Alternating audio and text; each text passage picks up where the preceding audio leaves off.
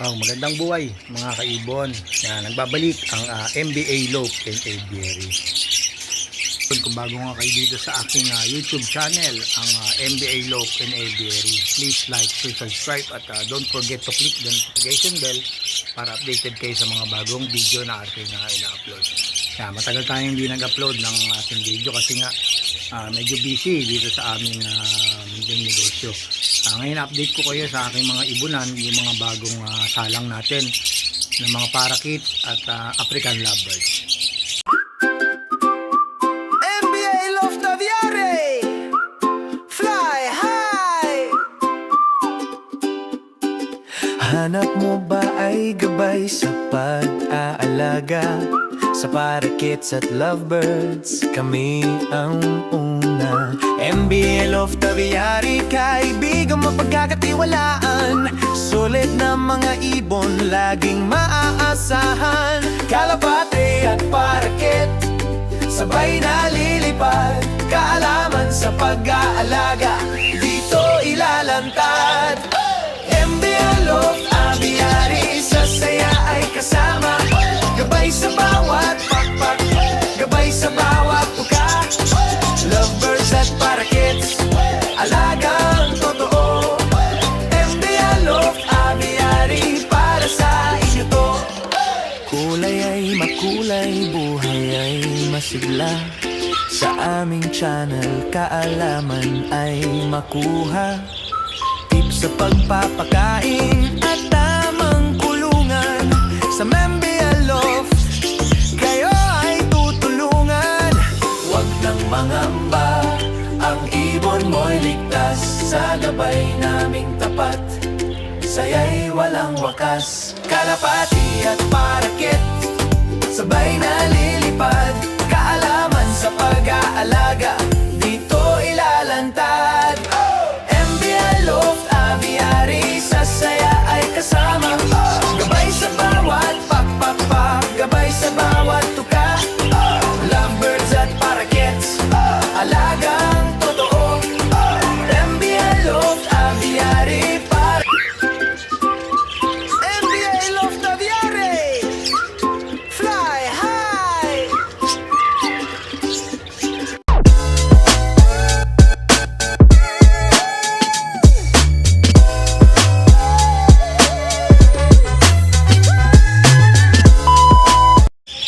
Welcome back mga kaibon. Ito yung pairing natin na African lovebirds.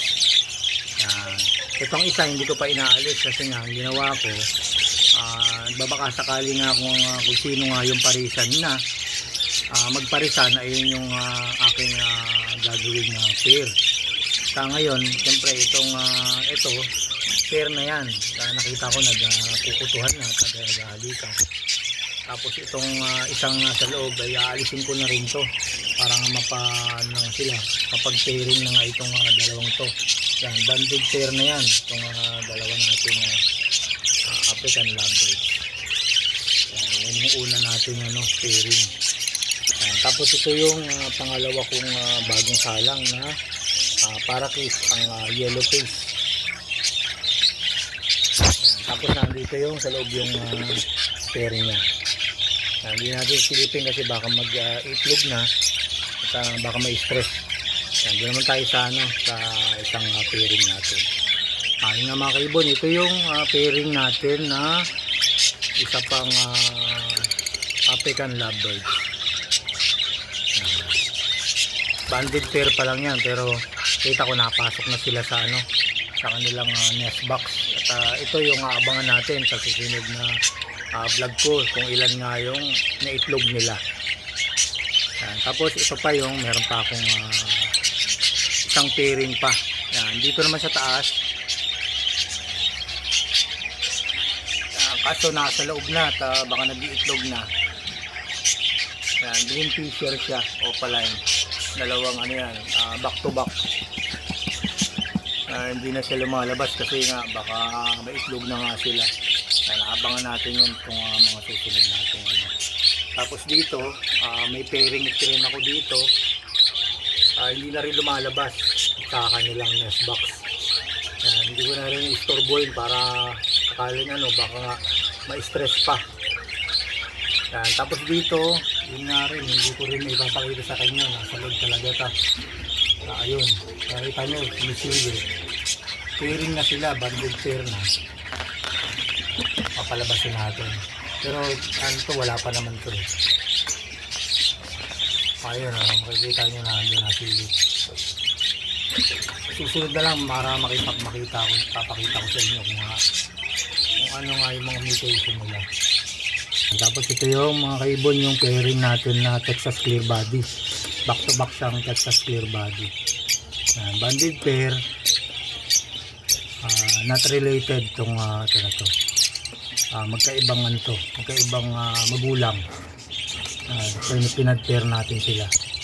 Parang yung maparami natin yung mutation na Texas Clear Body. Ito naman yung isa nating pairing na Texas Clear Body, pinaris natin sa Crimino. May itlog lang ito sila eh. Ayan. May 4 na. Bali, pangatlong clutch na nila to. Yung una at saka yung pangalawang clutch ay nakakuha tayo ng 6 na Texas Clear Body. Yan. Tapos yung iba nasa Crimino lahat, red eye. Ayan, masipag tong pairing na to at lahat ng napipisa. Ayan, kaya siguro hanggang 4 na clutch tapos ipapahinga ko na. Ayun, kay Ibon, ito yung isa nating pairing na back to back na Texas Clear Body. Not related, magkaiba ng magulang. Pinagpares natin ang parehas mutation ng Texas Clear Body para nga makapagparami tayo ng Texas Clear Body. Kasi maganda nga talaga ang Texas Clear Body kasi malinis tingnan at talagang barakong barako. Ito lalong lalo na itong lalaki, walang kita mo ang tindigan pang sunga talaga. Malaki, big size siya at parang may pagka-budget na budget kits na ang laki niya. Tapos doon naman tayo sa kabila. Kaya itong kabilang kwarto. Ito Texas Clear Body. Bali proven pair ko na. At nakapang na to, 4 na clutch na. At maglilima na nga kasi itong mga anak nila yon, mga inakay na yon, ay pababa na rin yan. Papakita ko sa inyo kung ilan ang anak nila. 5 tong naging anak nila. Ayun, yung sa baba, yung isa bumaba na.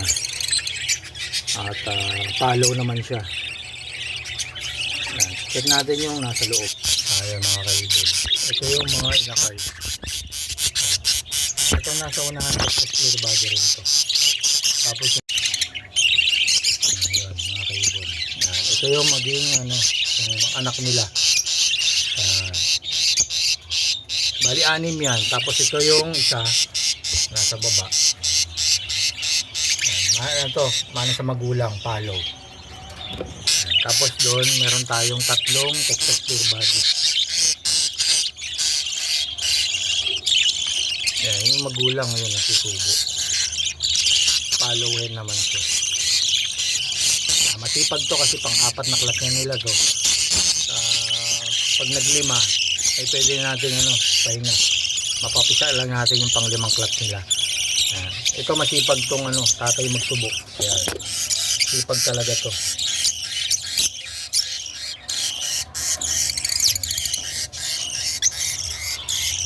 Kumakain na nga yung anak nila.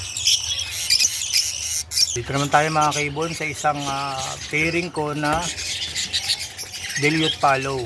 Yan, meron na silang itlog, hindi na natin sisilipin. Ayun yung magpare.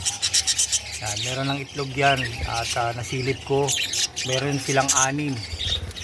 Yan, back to back dilute follow.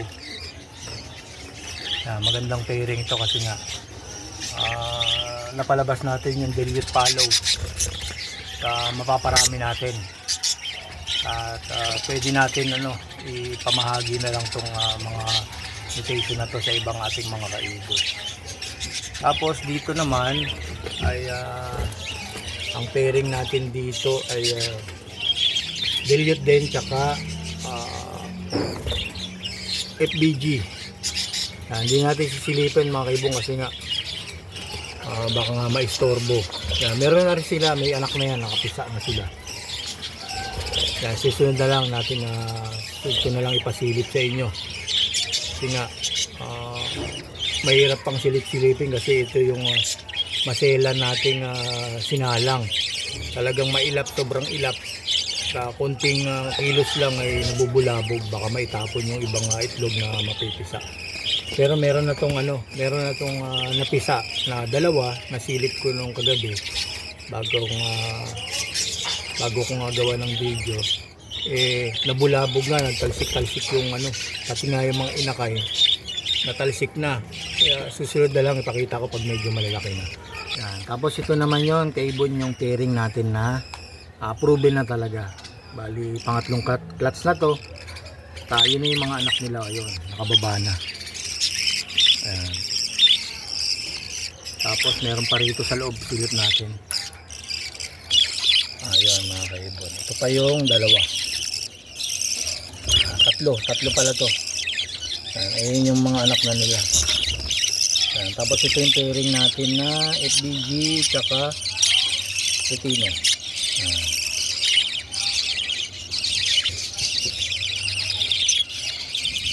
Proven na to.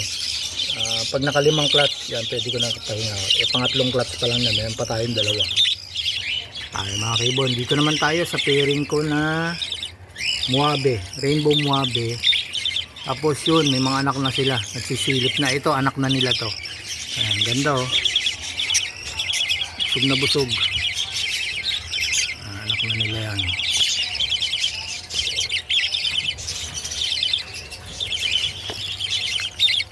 Check natin yung loob para makita natin kung ilan pa yung malalaki. Ayun mga kaibon. Magaganda at malalaki na rin.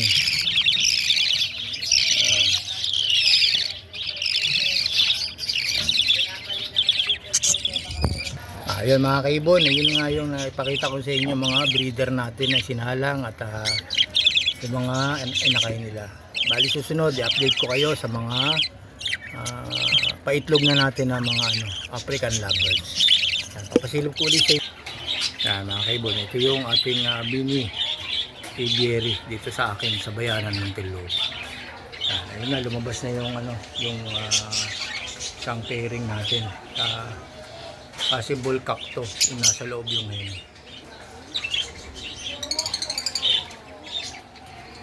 Kaya hanggang dito na ang mga kaibon, update ko nga lang kayo sa mga susunod na video natin na ina-upload.